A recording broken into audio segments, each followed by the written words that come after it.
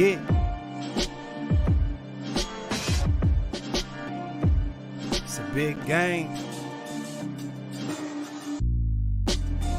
Who you know that got it behind the scenes like behind the O-line soon as the QB say hype. It's big game, big game. Analysis from the player's point of view. Injuries, big trades, player news. Yeah, sector competition, and he play with Tony Dungy. Better listen, I'm talking about Big Game Sports Buzz. Said everything you need and more. Yeah. Big Game Sports Buzz. I thought I told you once before. What up, everybody, and welcome to another episode of Big Game Sports Buzz, where the fanatic and pro athlete get together, discuss, and talk about sports and everything that's impacted by it. I can't even talk. I'm so excited for Christmas. Yo, I'm J-Stogs, the fanatic, and of course, I am joined by the man, the myth, the legend, the one, the only, the one that played for Tony Dungy, former Tampa Bay Buck, and Indianapolis Colt, Big Game James. What up, Big Game? Yo, Jay, what's going on, man? Couldn't wait to get here and get started tonight. Dude, I'm telling you, man, you sound beautiful. You sound beautiful, baby. You sound beautiful, yo. Super excited, man. Happy pre-Christmas Eve. So Christmas Eve to everybody out there. You said Christmas Eve. Christmas Eve, yo, man. You know, sometimes you get a little excited, man. I haven't been able to get really excited yet. You know, today was a nice balmy 70, think like 4 or 5, something like that, man, here. Hey, Jay, this Dallas, this North Texas weather is bipolar like a mug, dog. Man, I mean, it got to make it mine up, man. You know what I'm saying? Yeah. I had on a bomber jacket 2 days ago, and today I was wearing slides and some shorts, man. Hey, but it's all good. Wherever you are, if you're warm and or cold, just make sure that you stay bundled up. You know what I'm saying? Right. So, yo, we got a lot of stuff going on. Big Game. It's still been a crazy week, even as it starts to close out the year. So let's go ahead and let's get into these 4 downs. So, man, of course, in 4 downs, what we do is we talk about items that we've seen throughout the week that we said, hey, you know, this kind of interests us. We need to talk about this. Not necessarily headlines, but things that have caught our attention. The first one, if you've watched, you know, the past couple of weeks, really, NFL injury bug has been hitting real hard. Bridgewater with the Broncos suffered a concussion. Donald Palm with the Chargers, very scary concussion injury. Pat Fairmouth with the Steelers had a concussion. You know, all these plays looking scary. Chris Godwin had a torn ACL, and Fournette is out with the hamstring, killing my he's killing my fantasy team, man. It's down the drains. But Big Game. Now, you've played, right, on the professional level. Right. When this is happening, what's the sentiment in the locker room, man? What's going on in the locker room? What's the mentality of that athlete saying, hey, what's going on? Hey, man, I just, you know, injuries are a part of the game, Jay. We know this. Yeah. We know that's going to happen. But when you see some of your key components go out, it's never a good thing. I think for me, being a retired player now and seeing what's happening and going on with the game, it alarms me and it scares me at the rate of some of these head injuries that have gone on. Because, I mean, like you and I discussed before we even started tonight, man, Teddy Bridgewater, that hit he took, and just you saw the blankness in his eyes when they showed his face, right? Yeah. So when that happened, it was like, whoa, we got to get it. We got to figure out something to protect these guys. And it just like he went down, face hit the ground, and it was like, yo, I don't know what's going on. It's scary. But, you know, in the locker room, you know, back from, you know, playing during the time, it's always next man up, right? That's kind of the mentality. You've been taught that your whole life playing this game of football, that no matter what happens, the next man is up. So you move on. Yeah. You feel bad for your teammates, especially like why it happens right there in the game. And you figure out, you know, you're more concerned when you figure out in depth what's really going on with it. But at the time of the injury, you know, you're gonna say that quick prayer for him, hope that everything's gonna be okay, and know that you can't lose your focus, because if it takes away the speed you play the game, you're liable to get hurt yourself. Right. I mean, a lot of them you're starting to see actually where, they're getting carted off. And I can tell you as a fan, past the whole fantasy stuff because you're already upset. But, when you see someone getting carted off, you're looking at it and this is one thing I really hate. They always pan up to the family. Man, I just really hate that when they do that because you know what? I don't want to see what they look like. I don't want to see the pain on their faces. But a lot of times that's exactly what they do. They go right to the family to show it. And again, we're kind of talking about the injuries and what the NFL can do. They've increased it to now 18 games. So now you play 17 in the season. We're now looking at it was this the right way to go? Was this the right thing to do? Well, I'm going to put my player hat on. And I'm going to say, hell no. The NFL never should have done that. They should not have done that at all. But the business standpoint and the TV deal, the long games, like I told everybody, they're going to add games before they take it away. So they're never going back to 16 again. They'll be 18 before they're 16. You understand what I'm saying, Jay? It's going to happen. Should they have added this game without really decreasing the preseason?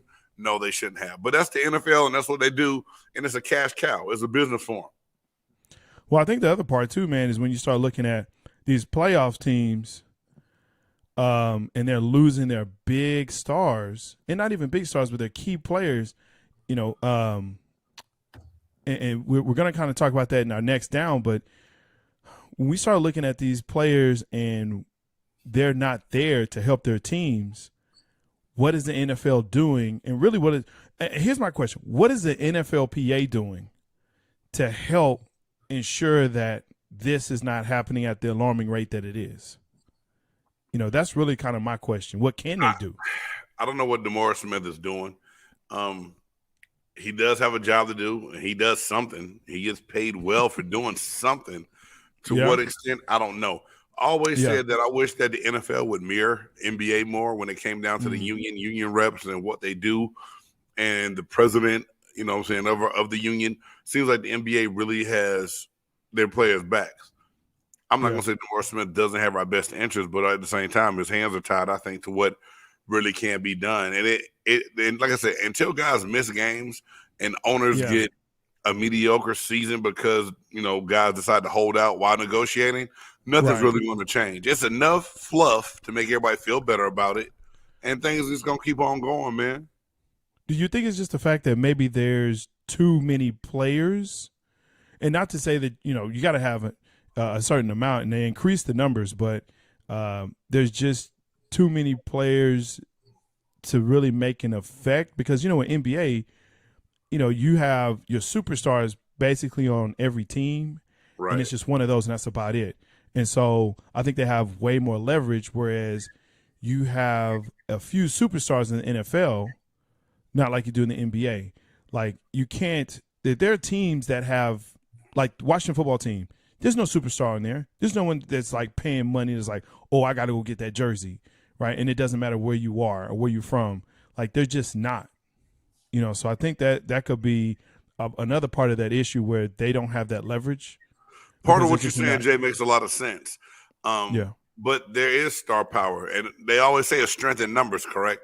So the amount of people you have should make it where you can be that much stronger to fight for your union and what's really going on. I mean, the amount of injuries that happened this past weekend, my team suffered 3 of them, and it's like now this is my whole thing. Everybody's talking about that it was a dirty hit on Godwin. Okay, when a boy made the hit, he didn't know he was going to tear his ACL. But at the same time, the NFL took out the range of where you can hit from the head to shoulder. So now that window is shrunk to what they can aim at and what they can hit, right? Yeah. So you're leaving people exposed at the lower extremities.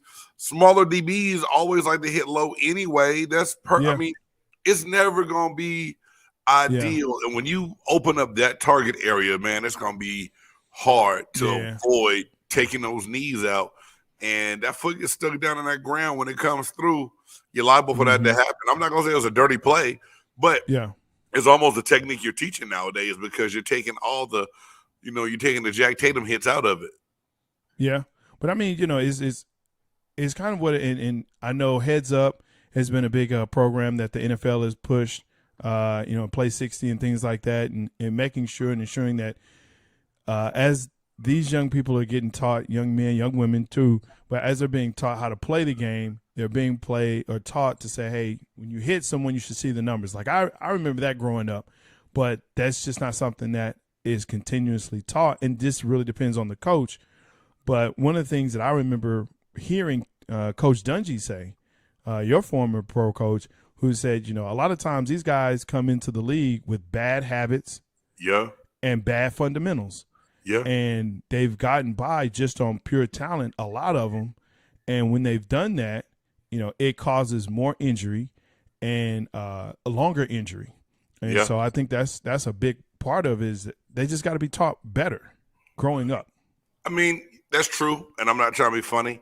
You get a lot of dads out there teaching a lot of football that don't even know what they're doing. There's different things in place now. Yeah.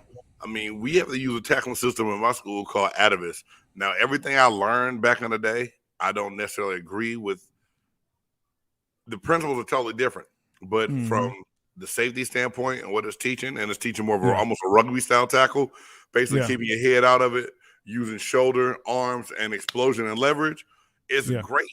But at the same time, everyone's going to have to be on the same accord and teach it the right way for it to transcend into high school and then even into college. Because a lot of these college programs are now adapting Atavis tackling program as well. Atavis, y'all need to pay me a little kickback for mentioning y'all's name without properly sponsoring your boy. But yeah, you know what I mean?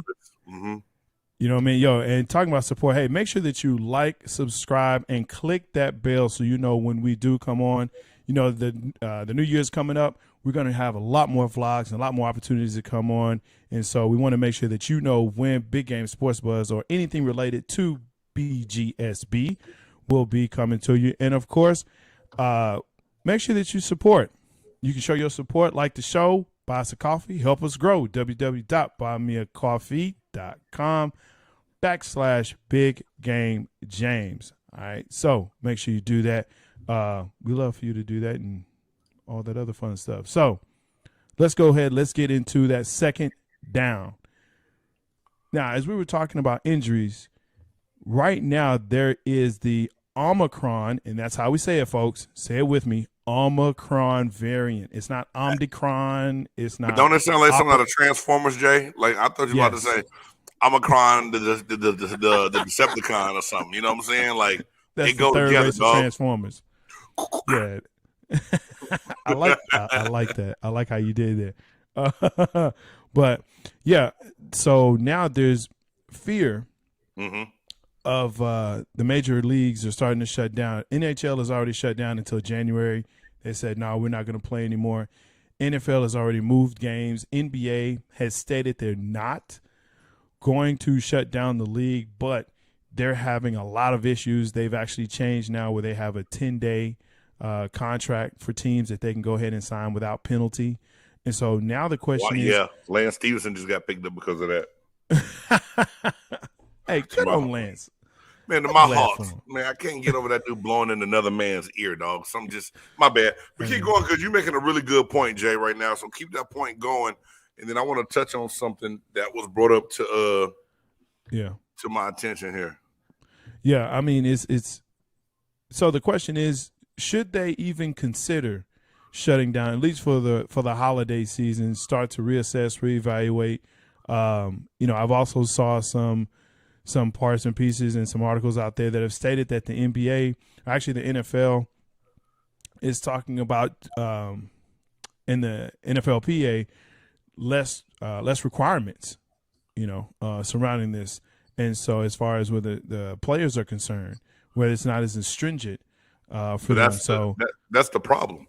And Randy Moss said it best on Sunday NFL Countdown last week. They don't want to shut stuff down. You know what I'm saying? Like, we've gotten to this point. They're trying to make it to February for the Super Bowl and get by, right? Roger Goodell, believe it or not, wanted to cancel these games that got moved to Tuesday and got moved to Monday, right? Right. But he couldn't do it. I mean, the PA fought it because players would have had to suspend, they would have forfeit those checks. They weren't going to get paid for it, right? Yeah. So they really wanted to suspend those games. Would it have been the smart thing? Yeah. But getting back, Randy Moss said this. He said, everyone got comfortable. And I know everyone got comfortable, Jay, because you look at how everything is going on through the season. You hadn't had a lot of things going on. This new variant is here, but you can see guys in the locker room, you see guys in the press conference, so you know that they're going out without a mask. They're not taking the same securities, and they're not doing the same taking the same measures. I believe they got laxed and relaxed at facilities, and all of a sudden, those numbers spiked. Dude, it just came across the ticker on ESPN that the Baltimore Ravens were down to 13 players on their defensive side of the ball today because of all the people they had to put on the COVID list. So it's like, oh, hell no, right there. What's going to happen? And I'm not even trying to be funny. I reached out to the NFL office to speak with some public PR people about getting our press credentials for Super Bowl. They're cutting the numbers back now. It's basically left for all major media. And they're still cutting down on what people can do and come in on press days. Right. And see, they just don't know how major we are yet. They just don't know. That's all that is. And it's all good. They don't know yet. But I think they don't know. But I think that's the point that that's being made here is being laxed. But my other question that I have is, look at the AB situation. Yeah. Right. And also look at Aaron Rodgers' situation where, hey, I'm immunized. Yeah, I got a card that's fake. I mean, people just saying, yo, I can do what I want to do, or no, Jose, that's a lovely sentiment, but nah, brother, nah. Hey, I'm fully vaccinated, dog. I can go in and pass all my protocol. I'm only good about 2 plays a half, though. 2 plays, that's 4 plays out of what, about 60 that they have? Yeah, but hey, I'm gonna make them count. I'm gonna make them count. Okay, so on defense, you would play about 2 what? safeties in the first half, sack, fumble in the second half, get my team back, scoring drive. That's what we you're kick doing? the field goal and win the game. You don't see that? Yeah. Hey man, we can all dream, brother. Hey, I'm all for the dream. I'm all for the dream. Hey, y'all, J-Stogs, a.k.a. realist. the dream killer in the building. No, I'm an optimistic realist. I hope for the best, but I understand the crap we in right now. So, look, that's cool. I mean, hey, if you can get out there, man, look, I'll be your Mick to the Rocky, you know what I'm saying? I'll be your Apollo Creed or whatever you need me to be, man. I appreciate you, dog. I'll get in the car and just squirt water at you, tell you to come on. Catch the chicken. You're going to eat lightning. You're going to crap thunder. I'm there for you, man, but no, them 4 plays. Hey, Jay, I appreciate you, Jay. Jay Ness said, I'll take those 4 plays, man. That's good looking out, dog. I really appreciate it. Yeah. Okay. Just look, I've suffered through a bad defense here in Dallas. 4 plays, it takes more. Up until this year, but, that's neither here nor there. That's neither here nor there. So should they shut down? No, they shouldn't shut down. But there has to be a change, fundamental change. Jay, I think the better question is, should they shut down? No, we don't want to see that. We want to see the finish. Sure. We all do. Is it likely for a shutdown to happen if people continue to relax and this Omicron variant gets worse? 13 players on defense? Hey, man, when I saw that go across the ticker today, I was like, man, it done hit the fan. And somebody just put a good question. I'm going to put it up. That's a great question. Do they go back to no fans? I don't think they do, because I think you're seeing more of the players than you are. Yeah, I'll say it like this: what's being reported is more about the players and not the fans. But Jay, truth be told, man, how many people want to hear about fan A and fan B contracted? Look. COVID but that's what I'm saying. At the Cowboys game. Because I know they're giving it out of Jerry World standing room only. Hey, look, 116, but look, I mean, that's the key, though.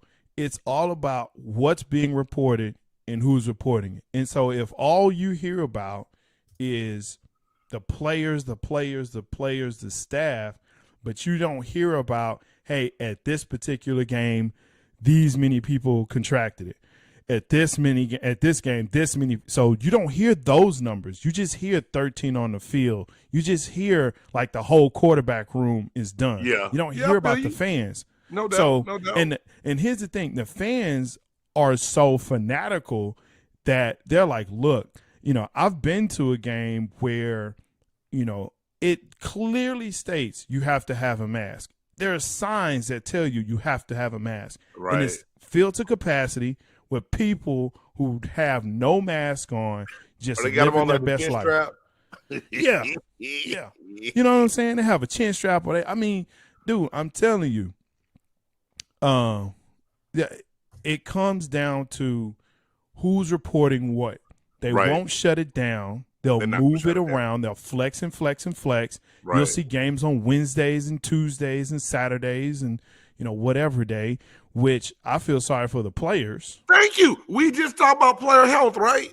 So you got guys that had to play on Tuesday. They got to turn around and get ready to play on Saturday. Because, now it's that time of year where and they're going to say they're going to do the best they can to take care of the player, but at the end of the day, you're lying because you're going to throw the product on the field because the people want the product. They want that Kirk Kane. But big God. But Big Game, let's be real. Let's be honest here. Okay? As much as we talk about and they talk about and we yell about player safety, the fans don't care. Let's just be honest. The fans don't care. What we care about is rooting for our team and talking crap to someone else about how our team beat yours and how we can buy more of their stuff. Because if that was the reality of it, if player safety was such a big issue, fans would be the ones leading it, not the players. Well, the fans would be with the players. I'll say it like that. Yeah, exactly. But the reality is that we need entertainment. There's only so much that Netflix can put out. There's only so much that's going to be shown on HBO Max. You know what I'm saying? It just won't. And I want free Netflix and HBO Max for that shout out. But I'm just saying they won't. Sports is the best reality show and the best entertainment that anyone can ever have. You're right, man. I can't even argue that point, man. Boom. I hit the gavel. We're good. Let's move on. Let's do it. Hey, number 3. Okay, third down. I said number 3. Third down. It's all good. Jake Paul versus Tyron Woodley. Should we take Jake Paul seriously, and did Woodley take a dive? Look, man. Just your tone of voice is like, man, I don't even want to talk about this. But Jay, we have I feel like this is like talking about the Detroit Lions. You know what I'm saying? Like, why? They're not relevant. Who but cares? But they're on a 2-game win streak. Wow. And you're right, Big Ron. He got knocked out, okay? Here's the thing. Them Logan boys and them Paul boys, they taking out brothers like I'm telling you, man, look. They taking out brothers like Kardashians? I didn't want to say it. Thank you. Hey, it's all good. But hey, let's stop 1 second. Let's really be real, because the way you start talking about it, Jay, in that voice, like, really, I feel you, because at the same, I'm up here like, we're trying to cover sports. We're trying to cover things that people really want to hear and people want to see. Yeah. We in an era now where people that get famous from YouTube, shout out to YouTube because that's what we're on right now as well as Facebook. Hey. But at the same time, we're in an era where my kids in school watch more YouTube than they do regular TV. They don't even know. They don't even know actors on TV shows. So here it is. People care enough to want to hear about Jake Paul. Yes. Now, should I care enough to want to report about him? It's not even reporting. I'm bringing it to you and the people, and we want to know: is he worth covering? Is he real? Should we take him serious? And before I pass it back to you, I'm gonna say no. We don't need to take Jake Paul serious, because yes, he beat Tyron Woodley, who was a former UFC champion. UFC is not boxing. UFC is a combination of everything, right? So yes, as Tyron Woodley had power and he's able to knock you out, right? but he's also he sets up a knockout by a grapple and a takedown and other things. Yeah. He's out of his element in the boxing ring. Jake Paul has been training for the last 3 years on how to become a real boxer. So here's my question. What's up there, MJ? Why doesn't he go fight a real boxer? If you really want to show your skills and what you've been working on, go fight a real boxer. You know why? We all know why. He'll get that Boo-Hein war out. That's why. He's not. Mama said knock you out. Listen, we know what it is. And you are exactly right. He is a reality TV boxer of the worst kind. In the fact that he sets up fights to win. Okay, cool. If that's what you're going to do, that's fine. But don't come out here with this, I'm real, I'll fight whoever, whatever, blah, blah, blah, blah, blah, blah, blah. Because the reality is, if you get into a real fight that's sanctioned, that says, hey, this goes on your record, right? And this is the real deal, and you got somebody in there that's coming up that's hungry, like I need to see him fight. I don't even want to see him fight a top 25.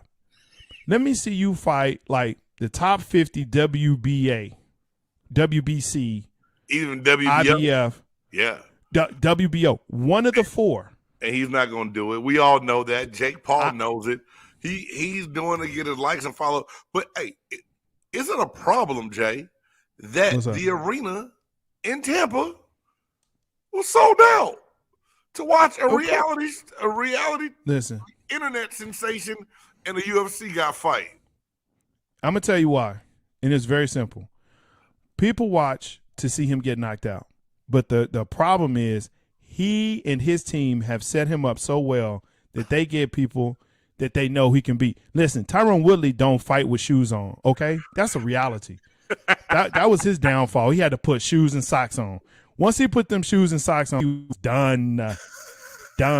And the other reason why he couldn't was because his fingers wasn't out in the gloves. He had to cover up his fingers. So that's number 2 right there. You done. You got to fight with shoes on, and you got to have your fingers inside your gloves. Hey, man, he was done.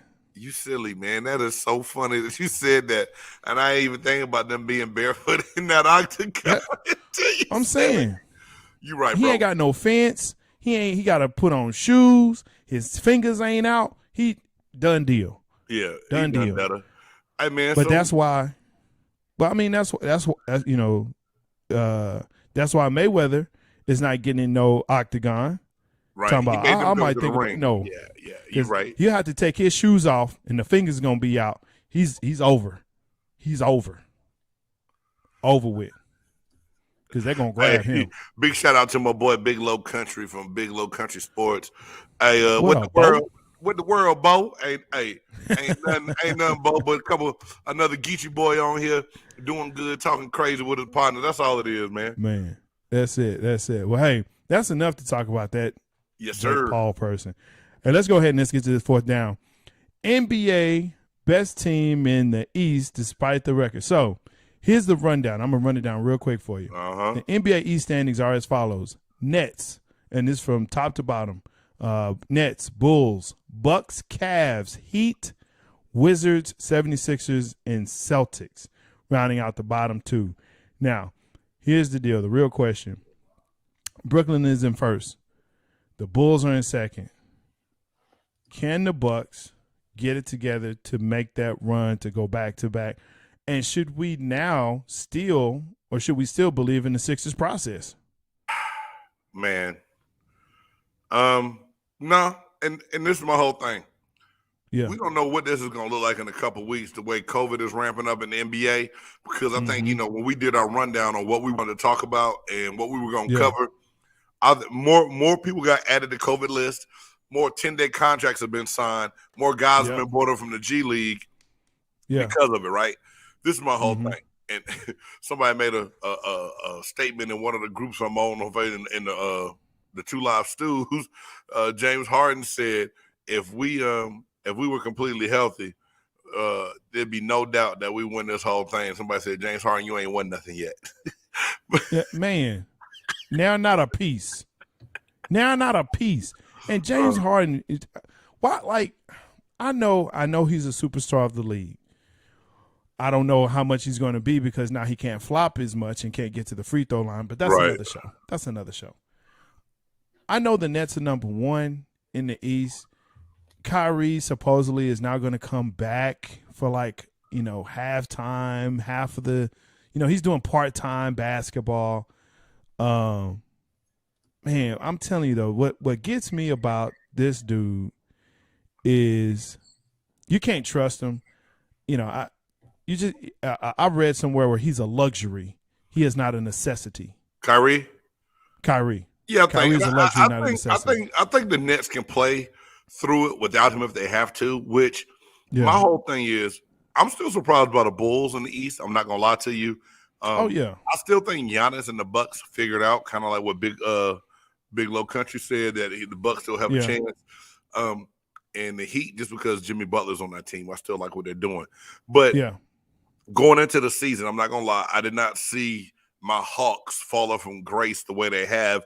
And some of it is, I know nobody took the Hawks serious last year. You know what I'm saying? No one took the Hawks serious and snuck up on people. So now that people are prepared and ready for them, it's a little bit different. And they got to fix it. We'll get it together. We'll figure out a way. It's still a long season left. Let's hope that we can get Omicron under control and everybody ready to roll. But right now, man, Jay, to me, the East, I look at it, I still do think the Nets are the best team to beat. Bulls, you have to take serious because Levine and Ball, they're playing well together.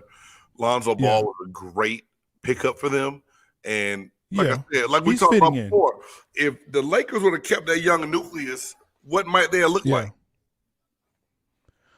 There's a lot, if we're talking about the lame show, that kind of goes into that, man. The lame show has a lot of problems from top to bottom. So that's just what it is. On the lame show. No, you're not. Let them have it. Let them have it. I mean, it is what it is. But the Bulls have been the surprise of the season. My fear is that once they start getting towards the playoffs, after the All-Star break is really where I start to say, okay, we're going to start separating the men from the boys. You know what I'm saying? I think you're right. I think that's when you got to start breaking it down.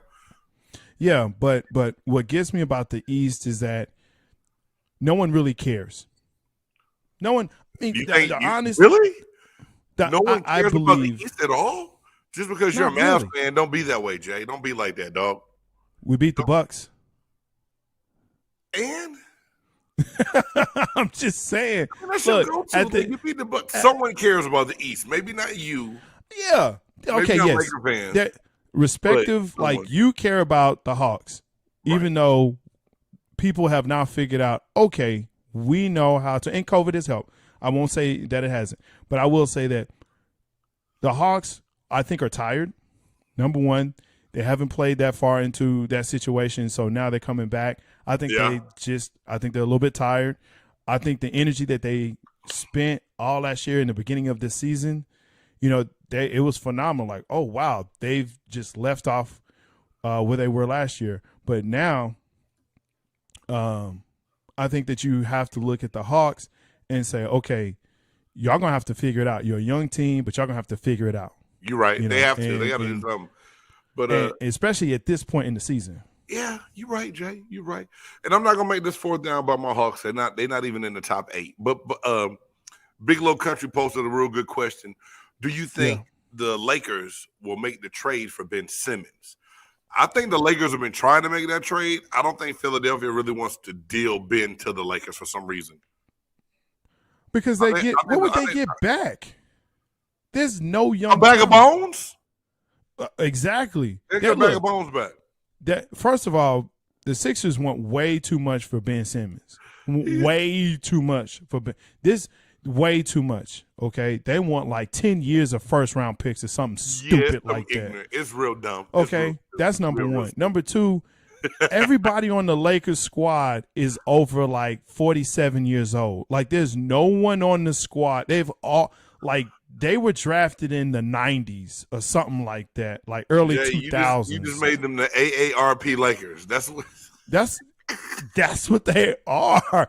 I mean, look, dude. I mean, Carmelo Anthony again is their best player. You have Russell Westbrook is like the youngest player on that starting, the starting squad, dude. It's ridiculous. And my thing is, I think LeBron has maybe 2 years left, maybe. Jay, I got a question for you. I know you saw this, and the internet blew up last night. Twitter, everything else. LeBron James walking into the arena with a cigar. Does that bother you? Before we move on, does that bother you at all? Not at all. Yeah, I'm gonna tell you what, because that cigar is gonna soon turn into a pipe, because the brother is old. Okay, whatever. Ladies and gentlemen, we do mean a smoking pipe, not a crack pipe. Yes, just so we clarify and be clear. Okay, it is L.A. It is L.A. You know, they do Hollywood. All right, so we're going to go ahead and finish up with our 4 downs there. Let's go ahead and go to our next favorite segment, the one that we like to call, Oh, hell no. Oh, hell no.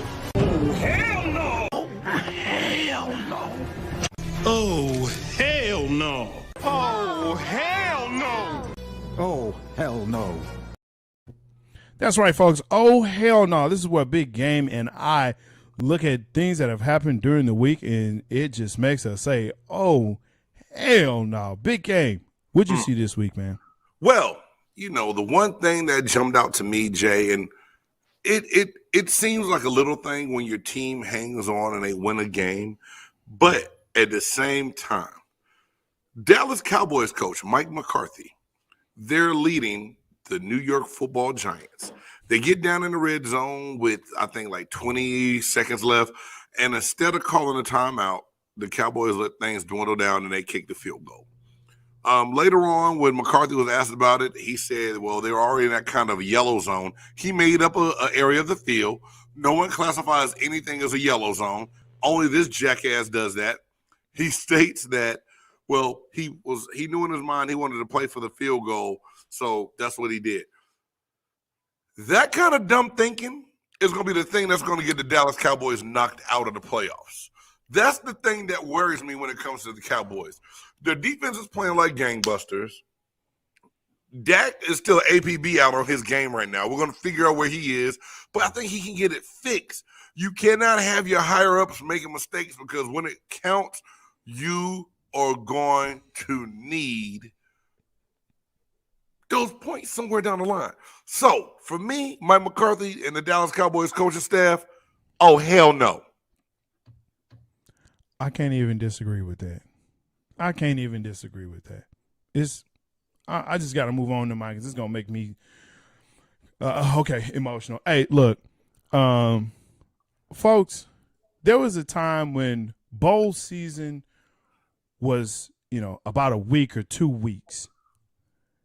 This year, the bowl season started December 17th, okay? There are teams that are playing in bowl games that have losing records. My oh hell no is all these damn bowls. I think the number is like 130-some damn bowl. Tail Greeter Cure Bowl, the roofclaim.com Boca Raton Bowl, the PUBG Mobile New Mexico Bowl, the Radiance Technologies. What the hell is a Radiance Technologies? I mean, come on, UAB and BYU. Look, if that's your squad, cool. Listen to this. Jimmy Kimmel LA Bowl Press. I mean, presented by Stifle, dude. Jimmy Kimmel has a bowl. That's when you know. That's big, though, dog. That's Hollywood. Everybody want to do a little bit of Hollywood, man. Don't be mad at Jimmy Kimmel. I will be mad at Jimmy Kimmel. I'm not mad at Jimmy Kimmel. I'm mad at all the people that's actually going to go to the Jimmy Kimmel Bowl. That's what I'm mad at. Folks. 43 bowl games, 86 schools is what Jose put up for us, Jay. Thank you, Jose, for fact checking, because here, I tell you what, 43, 137, I'm not watching them damn bowls. I'm not watching. Now, Jay, would you watch the BigGameSports.com bowl if there was such a thing? What are you talking about, dude? I'm leading the parade. I'm leading the damn parade for the bowl game, because we're going to have a parade for the bowl game. Hey, man, this is my whole thing, Jay. and Herschel, I'm gonna put that up, Herschel, because you got a good point. Hey, but Jay, this is my whole thing. A lot of schools work hard. If you get those 6 wins and you're above 500, and it can extend your season and help you guys out. Some of those smaller guys, they gonna need it for recruiting. It's not an awful thing. There's a lot, but it's not 100% bad, man. Stop it. You're entitled to your opinion. I'm entitled to mine, bro. You're correct, even though yours is wrong. Here's the whole point of that, man. I'm not gonna reward you for mediocrity. You don't get into the playoffs at 8-8 unless you're in the NFC East sometimes, and I have to admit that because I'm a fan of the sport. But the reality is I cannot – if you are 6-6, you should not go to a bowl game. There should not be a bowl for you. If you are, 5-7, you should not go to a bowl game. 5-7. Rutgers is the exception because Texas A&M had to pull out. So, wait a minute. You're telling me there's no other squad in the whole world of footballdom that has a winning record that could go? See, this goes back to my point when we talk about HBCUs. We're going to jump, but I'm going to go. FAMU said they wanted the invite. They said they would have played Wake Forest. And would have beat the brakes off of them, but that's my opinion anyway. Wake Forest would have scored almost 100 on them. Ron about to type something. I know he is. Go ahead, Ron. I know he is. But the point is that give other schools opportunities to be shown that may not have that opportunity. But don't, just because they are in a Div 1 school, you putting so much into being mediocre. And this whole playoff deal to me is a sham, because if you're telling me a two-loss team can get or is in the conversation to get into it, but an undefeated team is not, I'm sorry. So, for me, it's all day, every day. Look, it's just too many damn bowls. 43 bowls, 86 teams. That's ridiculous. I understand they're going to get like $20,000. Good for them, but whatever. Go ahead, hit the button, dog. Oh, hell no. I got you, bro. I got you. You right. I'm just saying. Oh, hell no. Make sure that you like, subscribe, and hit the bell so you know when we come on. We love to hear from you. Make sure, if you like the show, buy us a coffee to help us grow. www.buymeacoffee.com/Big Game James. Man. Let's go ahead and let's get into that next segment. Who you got this week? For our Who You Got, it's actually a little bit special because you know what? It's Christmas. It's Christmas, folks. So let's do it a little bit different, right? For this week, we're actually talking NFL MVP running. Yes, and sir. Who you got for your NFL MVP. So I'm going to run down this list, and let me tell you something. I added one, so whatever. It is what it is. But for those in the NFL MVP race, we have one, Aaron Rodgers, also known as Shady A, Tom Brady, Jonathan Taylor, Patrick Mahomes, Matt Stafford, also known as Ben Affleck of the NFL, Josh Allen, and I added Micah Parsons because you know what? He should be added in there. He should be added. He should be. I'm tired of seeing quarterbacks being the only people up there. And I'll see Taylor up there, and that's great. But, hey, there's other people in this league that are doing some great things besides a quarterback. Yeah, hey, Jay, I agree 110% with you. I am over it always coming down to the quarterbacks. But since we have this list up and we're going to touch on it a little bit, with that 9-0 loss my Buccaneers suffered at the hand of the New Orleans Saints, take Tom Brady off that list. Yes, he still got good numbers, but you couldn't muster up a touchdown. And Scott missed the field goal, but one touchdown and a made field goal. We win that game 10-9. We get out with a win. We clinch the division. We could probably clinch a home field game in the playoffs. We blow it. I'm putting it on Brady. Take Brady off the list. I don't even think Brady should be in the running right now for MVP. He's had too many. He's been in there 8,000 years. He said he's going to play till he's 55. Let him get it at age 52. Brady's off the list. Hey, man. Hey, no. So you had a bad day. You didn't score a TD. You didn't get no points. It happens to us. It happens to everybody, man. Everybody has a bad day. Everybody has a bad game. Everybody has a bad game. I mean, Denver. Needless to say. Raiders. Denver's not Everybody nobody's returning Super Bowl champion either. Nobody thought that. Come on, man. That was pretty bad, though. I pray Teddy Bridgewater okay, but Denver wasn't winning nothing. We knew that mess, man. That was pretty bad. That was pretty bad. So yeah, okay, you take Brady off. I'll take Brady off. Now it come down to me. I saw a couple people put people in their top two to break it down. Josh Allen is in there because of numbers and all. They want him to be great. Yeah. No. Patrick Mahomes, no. You know, but just because the AFC is weak and you're bringing them back, no. Look, I think you always have to put Mahomes in there, and I know. But the turnaround that they've had over the last half of the season, they're now sitting basically atop the AFC. They've won their division. They've come back. They were, cellar dwellers. I think you can definitely say he's definitely one of the top three. Brady's off. Allen's off. I don't even know why Matt Stafford is even mentioned. Matt Stafford is on there because he made Cooper Kupp 120 times better than he was the year before. Matthew Stafford, Jay, what? You do not want to admit it. What are you talking about? He's playing decent football. Decent enough to get him in the list, but not in the top three of the list. Are you kidding me? Goff was doing that before Stafford, while Stafford was still getting sacked up in Detroit. Not that it's level he wasn't. People knew. That's why they're better now than they were with Goff. Cooper Kupp was a well-known receiver before Ben Affleck. And he had to take over when Robert Wood got hurt. Come on, man. Give the man some respect. Boo-hoo. I'm not. No credit. No credit. I mean, he said put some respect on my name. I'll give him as much credit as Ben Affleck has Oscars. 0. That's what he gets. That's messed up, man. It's what it is, man. But look, I digress. It make you sweat, don't it? Hey, I digress. Hey, who's your top two? I know we're two? doing 3. What's your top 2 for MVP? I hate to say it, but damn it. Aaron Rodgers and Micah Parsons. That's my top 2. Micah is a homer pick for me, but Aaron Rodgers. You don't have to tell me that. I know why you said Micah Parsons. Now, I'm not trying to be no, not Dak. No, definitely not Dak. Not Dak. Definitely not Dak.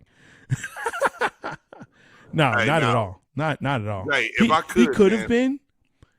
But he can't Dak has a problem. Those last 3 games killed Dak Prescott. Well, here's the problem. Kellen Moore is his problem. That's number 1. Number 2 is his line. And then number 3, but more importantly, he cannot throw a receiver open. I keep saying this. All he does is he waits for the receiver to get open, then he throws the ball. Why he doesn't have more interceptions, I don't know. But he cannot throw a receiver open.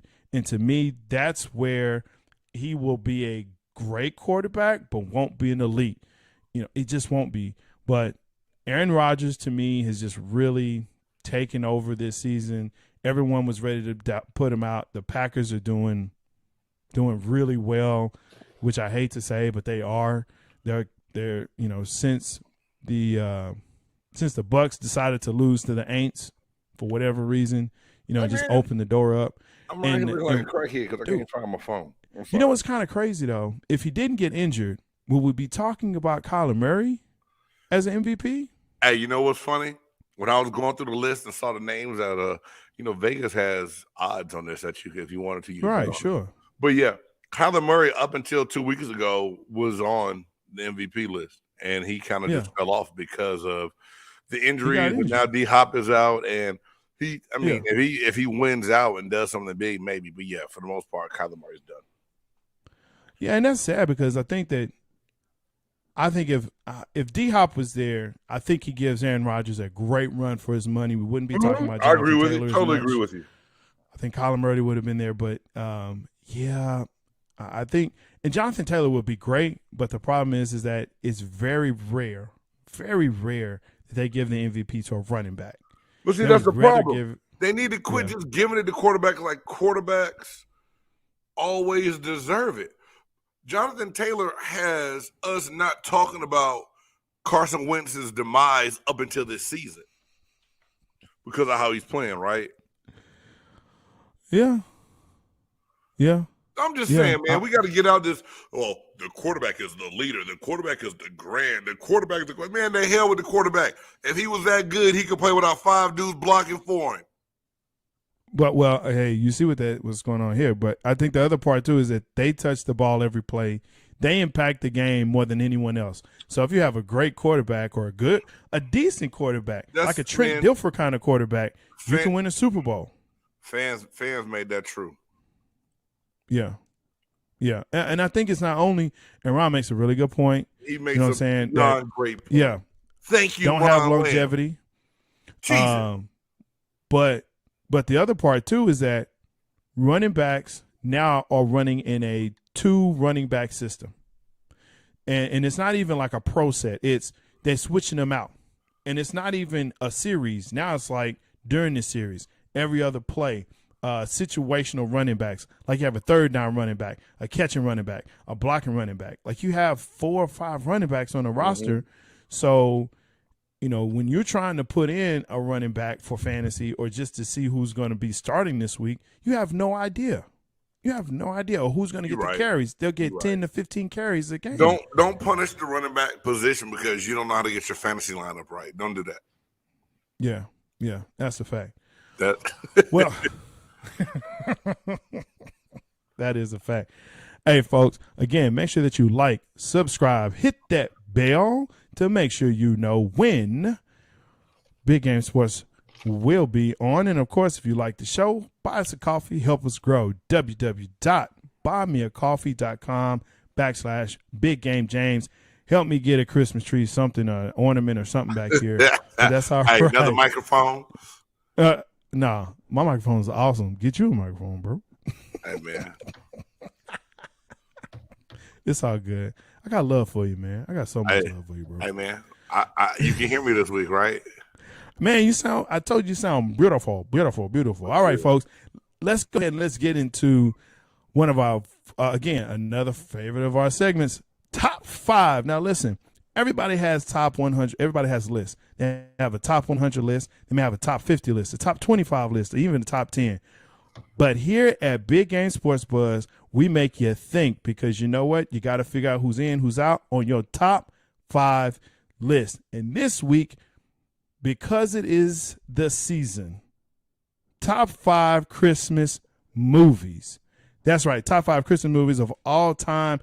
Big Games texts me, and this is so funny because every week he does this. Just about every week he does this. He says, dog, man, this list hard, man. God, you got me on this list again. That's right, top 5 Christmases. And there's a lot of Christmas movies out there. Man, when I started going through the list, and I ain't gonna lie, yo, I usually use my wife and my kids as like bait to kind of see where I'm at. And then, hey, MJ, that's a great one. That's a great one. Yeah. Did it make someone's list? We will see here in a minute. But Jay, I did this list, man. I do them every week. Sometimes it's real easy, and it's easy to get like 1 and 2, and then 3. Then when I get down, I look at them like, yo, I left stuff off, man. That's not right. So, not to change things up, and I won't cheat. I won't put an honorable mention in the chat. That's what you do. I'm not gonna cheat, bro. Hey, y'all. Jay says I cheat every week because I'll give you my 5 and I'll give you like my next 2 in the chat. But I'm not even gonna do that. So, and I couldn't put it up on our little dot, so because I want Jay stealing mine. Although I know we got some of the same movies. I know we do because there's some great ones. So number 5 for me, man, it was a little bit of a stretch, but I squeezed it on here. I put Friday After Next because Ricky Smiley played Santa Claus and was stealing presents. Hey, Jay, no respect for my pick? Man, all right, cool. Look, cool. I want to like turn my camera off on that one. Hey, all right. I mean, look, I respect it. It's your list. No, I'm just playing. That really wasn't my number 5. I just Yes, really it was. Oh, was it? Yes, I it gonna was. pick you up. Hey, man, I want to see your face. For real. I'll give you my 5 for real now. Number 5 for me. See, that's what you do. That's how you cheat. No, for real. That's Hey, not my 5, no, for real. but that's my Hey, honorable mention. Number 5 for me, Bad Santa. It was something about that movie, man. Billy Bob Thornton, the little boy cutting his hand. Hey, man, something was wrong, man. So, hey, Billy Bob Thornton and Bad Santa. Number 4 for me. That's what's up. I went back to my childhood a little bit. Home Alone, Macaulay Culkin. It was, I like that movie, man. I really did. I like that movie. So, number 4 for me, Home Alone. Number 3, This Christmas. And I think why I love that movie more than anything is Chris Brown singing at the nightclub. When he starts singing that song. Love that movie. Number 2, A Christmas Story. A Christmas Story. Hey, man, every time you go somewhere, you can still see that iconic fishnet stocking leg light lamp somewhere, or a picture of it, or something. So, A Christmas Story, man, it was a great movie to me, great Christmas movie to me.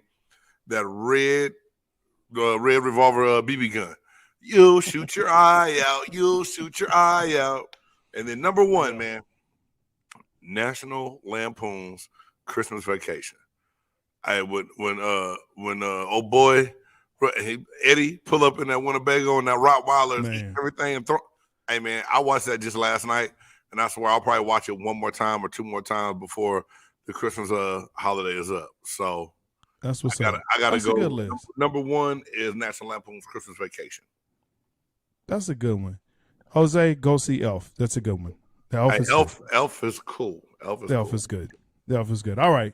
Of course, I never put mine in any particular order because I'm just, weird like that. Hey, let's go ahead and let's get into it, man. So for the first one I'm going to mention, I'm on the right track with you. You're on the right track with Home Alone, but I actually like Home Alone 2. Home Alone 2 is the one for me. It was hard for me because I was like between those, but Home Alone 2 is the one that I really like. I agree with you, man. Bad Santa, that's a great movie. It has Bernie Mac in it. That's my guy. Faison Love is in there. So all day, every day, that definitely will make it. Christmas Story, I'm with you on that. We watched it. We always watch it. The day after Thanksgiving is when we start our Christmas season with Christmas movies, and that's always one that I watch for sure. I actually saw it mentioned in the chat there. Scrooged with Bill Murray, dude. Hey, that's a great movie. That's a great movie. Wow, I love that movie. I love it. Yeah, that's a good one. That's a great movie, and of course, the last one. And if I had to say this is my number one, this is my number one. I would watch this all year, and sometimes I do. I went out and bought the DVD. I have it on streaming. I have it on everything. The original Grinch that stole Christmas. I don't get down for the Jim Carrey live action. I hate it when they do that. So you mean you going back to the cartoon Grinch? Man, back in the 60s, bro. You're a mean one, Mr. Grinch. Dude, that's me. That's it. I watch that by myself. I don't care who's watching it. That joint right there, The Grinch Who Stole Christmas, the original with Boris Karloff voicing it, absolutely is my favorite. That's the one. Folks, that's the top 5. Make sure that you put it in the chat. Make sure that you like, subscribe, and hit the bell. Yeah, I guess, Jim Carrey was good, but the cartoon is still the best, man. Hey, man, I can't believe nobody said Frosty the Snowman or Reindeer, man. I mean, Rudolph the Red-Nosed Reindeer. Now, somebody put it in the chat. They did put it in the chat, Frosty the Snowman. Oh, my bad. And they did put in Reindeer. Rudolph the Red-Nosed Reindeer. Another good one, too, man, was the one with Arnold Schwarzenegger and Sinbad trying to find a little superhero toy for their kids. Oh, that's was it Jingle All the Way? Something like that? It was something like that. And Christmas with the Cranks. Christmas with the Cranks is a pretty good one too, man. That's a pretty good one. I think Four Christmases or something is pretty good too with Vince Vaughn. Vince Vaughn. Reese Witherspoon. Yeah. But I see what we're doing here with the top 5. I see how you did that. That was very cute. How you did it, like, hey, let's mention some other ones. But yeah, hey man, no one made them to the list. I just asked you a couple questions. Hey, Reggie, that's a good one. The Family Man with Nicolas Cage. That's a good one. That's a good one. If you haven't seen that, check that out. That's a good one. Family Man. Okay. Yeah. I'm about to check that one out, brother. That's a good one. That's a good one. Yo, so now it's time for us to go ahead as we start to wrap up this show. We always want to wrap it up with a positive note and a good talk for our man, Big Game James. So this is brought to you by Big Boy Coffee, and this is Game's Extra Point. Fat Boy Coffee.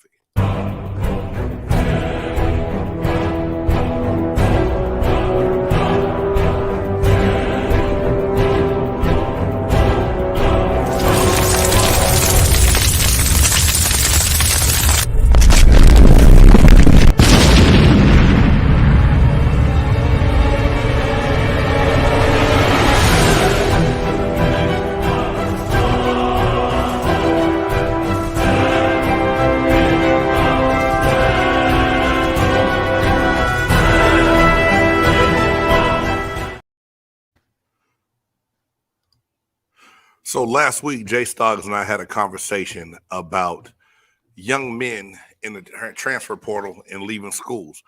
And we said that young men had to make business decisions. Coaches make business decisions all the time, and kids do too.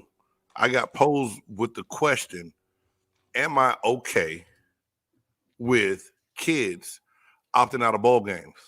And I said, yeah, if that's what they need to do to protect their money, sure. The more I start thinking about it and the more I start watching all of these games that Jay talked about in his old hell no moment, it made me stop and think. Football has always been preached and taught to be the ultimate team game. But now these team players are making individual decisions.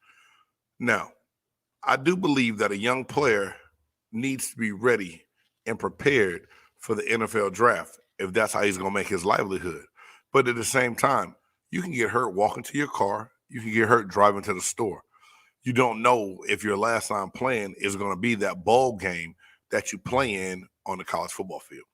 So your teammates have counted on you all year to be there for them.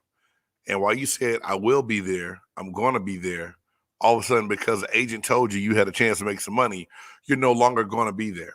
Now, I can't tell you how to make your money. I can't tell you what you need to do to be the best player that you need to be. But I can tell you it means a whole lot to all those guys on the sideline when they see that big name guy standing there ready to take the field with his teammates that he took the field with all year long. This is a hot trend. It's not going to stop. And as coaches continue to flip-flop schools and make business decisions, agents and parents are going to convince kids they need to make that same business decision. My whole thing is, if it's meant to be, it will be. And if it's not, it won't. Don't take yourself out the game. Rely on faith. Rely on the man up above. Do what you've been doing for so long and so well, and go take the field with your teammates. I'm Big Game. That's my extra point. Yo, good extra point, man. As always, we so appreciate you doing that, man. Great, again, just great point. Hey, folks, take care of yourself. Take care of each other. From Big Game Sports Buzz, on behalf of myself, J-Stogs, Big Game James, Merry Christmas to you. You've been watching Big Game Sports Buzz. Make sure you click the like, subscribe, and the bell so you know when we come on. And that's brought to you by Fat Boy Coffee. Help us grow. Hey, Merry Christmas, everybody. Hey, Merry Christmas. Happy New Year. We out.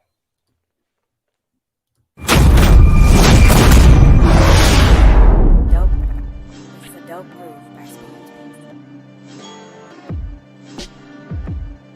Yeah. It's a big game.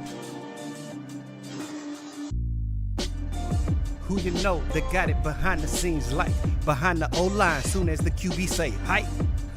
It's big game, big game. Analysis from the player's point of view. Injuries, big trades, player news. Yeah, sector competition, and he play with Tony Dungy. Better listen, I'm talking about